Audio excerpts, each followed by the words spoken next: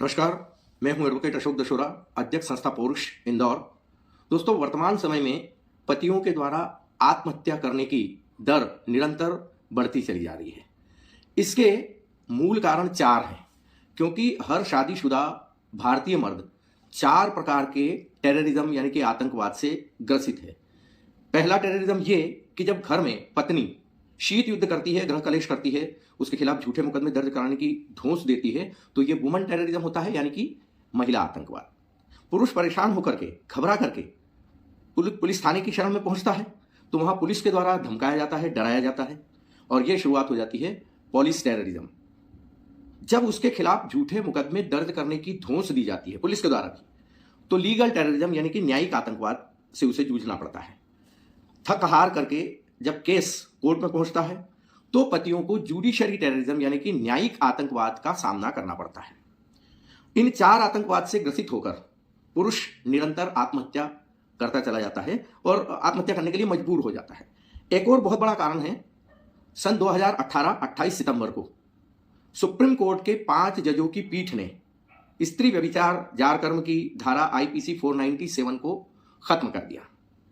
497 में अगर कोई शादीशुदा स्त्री किसी पराये मर्द से गैर संबंध बनाती है, अवैध संबंध बनाती है, तो उसके लिए और उसके पराये मर्द के लिए सजा का प्रावधान था, जिसे बाद में महिला दोषी नहीं, the wife will not be treated as a waiter कर दिया गया। लेकिन जो पराया मर्द उससे अवैध संबंध बनाता था, तो उसको 5 साल की कठोर कारावास की सजा थी।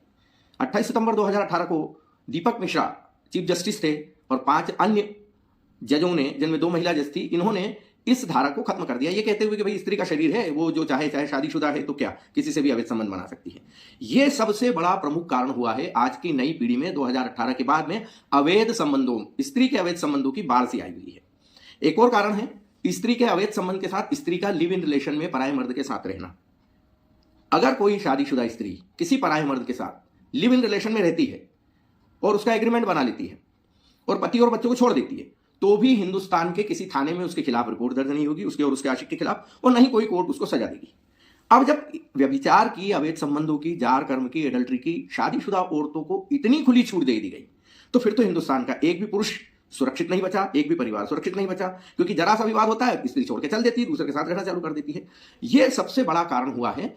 अब इसकी सुनवाई न थाने पे होती है, न कोर्ट में होती है, जिससे अवसादग्रस्त होकर और सामाजिक अपमान, प्रताड़ना, पीड़ा को सहते हुए डिप्रेशन में जाकर के पुरुष आत्महत्या, क्योंकि उसका घर बिखरता है तो सब कुछ नष्ट हो जाता है, तो पुरुष आत्महत्या करने लगता है। और परिणाम स्वरूप NCRB के सरकारी आंकड़े के अनुसार 1,64,000 पुरुष प्रतिवर्ष आत्महत्या कर रहे हैं, जो कथित महिला आत्महत्या 28-30 हजार है, उससे 5 गुने से ज्यादा है।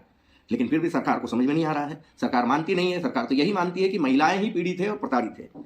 अब यदि सरकार एक छोटा सा कार्य कर दे, इस प्रकार के पीड़ित और प्रताड़ित पुरुषों की, जिनकी कहीं भी सुनवाई नहीं होती है, उनके लिए एटलीस्ट ऑल इंडिया लेवल का एक टोल फ्री नंबर जारी कर दिया जाए, तो सारे प्रताड़ित पुरुष और पति उस नंबर पर अपने अवसाद को, अपनी प्रताड़ना को व्यक्त कर पाएंगे, और सरकार को सही डेटा भी मालूम पड़ेगा कि भारत में स्त्रियां प्रताड़ित है या पुरुष प्रताड़ित है। अब सरकार को डेटा मिलेगा तो सही डेटा होगा, और सही डेटा होगा तो फिर सरकार को पुरुष आयोग बनाने की पहल में भी फायदा होगा। अब यहां तो प्रश्न यह है कि खाता न वही जो औरत कहे वो सही, और मर्द है तो उसके बारे में सोचना ही नहीं। हमने एक कंक्रीट की दीवार हमारे दिमाग में बना ली है कि पुरुष तो कभी प्रताड़ित होता ही नहीं, मर्द को दर्द होता ही नहीं है। और यही एकमात्र कारण है कि निरंतर पुरुषों के द्वारा आत्महत्या बढ़ती चली जा रही है, चाहे वह अतुल सुभाष मोदी हो, चाहे पुनीत खुराना हो, चाहे इंदौर का नितिन पाडियार हो। अगर इन सब पर रोक लगाना है तो एक टोल फ्री नंबर अवसादग्रस्त पुरुषों के लिए सरकार को जारी करना चाहिए। मैं अशोक दशोरा, अध्यक्ष संस्था पौरुष इंदौर, मध्य प्रदेश।